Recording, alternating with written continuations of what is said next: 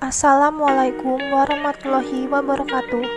Perkenalkan, saya Angelia Dwi Astuti, NPM 5021238, akan menjelaskan materi mengenai elemen kurikulum 2013, kurikulum darurat, dan kurikulum merdeka dalam mata kuliah telah kurikulum.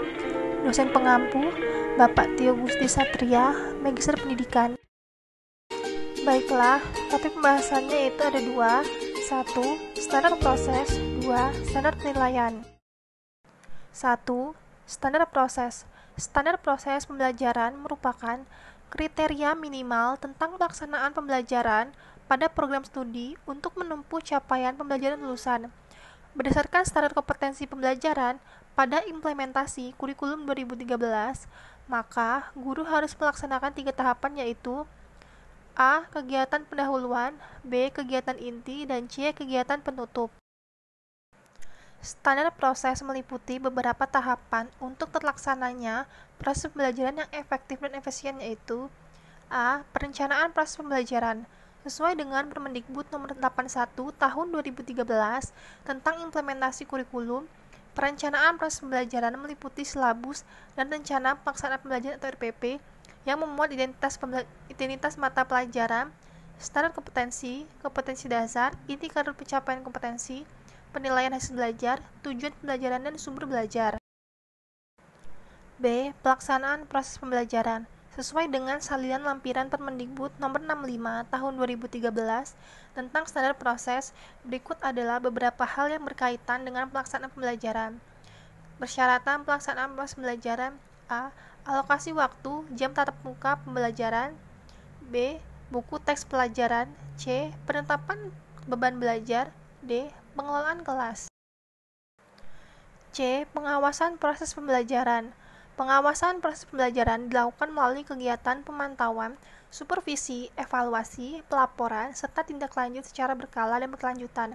Pengawasan proses pembelajaran dilakukan oleh Kepala Satuan Pendidikan dan Pengawasan. 2. Standar penilaian.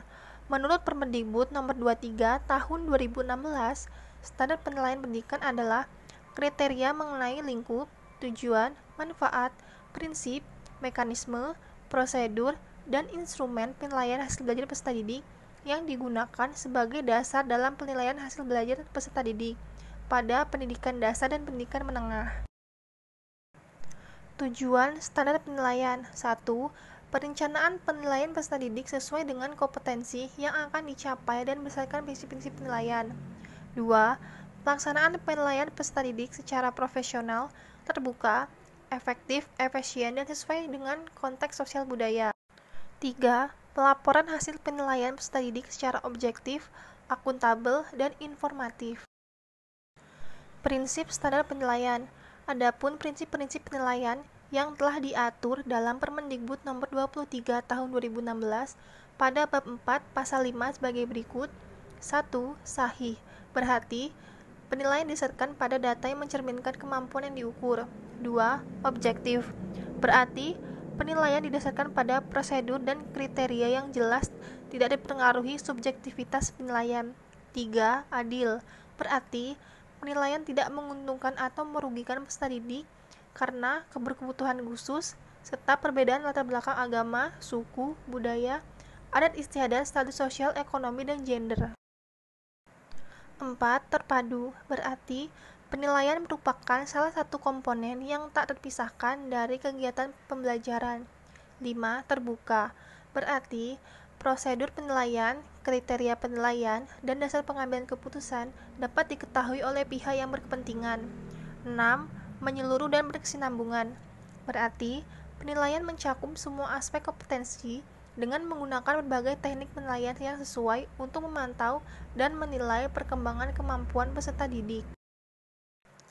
7. Sistematis, berarti penilaian dilakukan secara berencana dan bertahap dengan mengikuti langkah-langkah baku. 8. Beracuan kriteria, berarti penilaian didasarkan pada ukuran pencapaian kompetensi yang ditetapkan. 9. Akuntabel, berarti penilaian dapat dipertanggungjawabkan baik dari segi mekanisme, prosedur, teknik, maupun hasilnya. Standar penilaian hasil belajar siswa terdiri dari 4, yaitu 1. Bentuk penilaian, 2. Instrumen penilaian, 3. Mekanisme penilaian, 4. Prosedur penilaian. Baiklah, itulah tadi pemaparan materi dari saya. Terima kasih, saya akhiri. Wassalamualaikum warahmatullahi wabarakatuh.